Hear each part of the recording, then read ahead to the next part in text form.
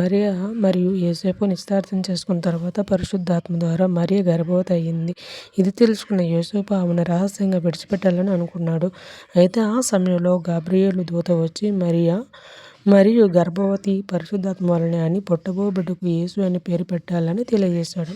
అప్పుడు యోసేపు మరియను విడిచిపెట్టాలని ఆలోచన మానుకున్నాడు. కొంతకాలానికి వారు బెత్లెహేమునకు ప్రయాణమయ్యారు. ఇక్కడ ఒక పశువుల పాకలో మరియ పసిబిడ్డ యేసుకు జన్మనిచ్చింది. మత్తయి సువార్త 1వ అధ్యాయం 18-21 వచనములు ఈ యొక్క మనం చెప్పినటువంటి సందర్భం అంట ఉంటుంది.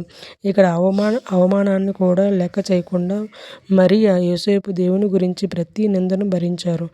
దేవుడు అనుకోవడం వేరు, దేవుని కోసం ఏదైనా విడిచి ఆయన కోసం నిలబడడం వేరు. ఇక్కడ ఇద్దరు కూడా దేవుని కోరుకోవడమే కాకుండా దేవుని కోసం ఎలాంటి నిందనైనా భరించి ఆయన యొక్క ఆశీర్వాదాన్ని పొందుకున్నారు. కాబట్టి ప్రతి ఒక్కరు కూడా నిందలు అవమానాలు వస్తాయి, కానీ వాటి నుండి నిలబడి దేవుని కోసం నిలబడమే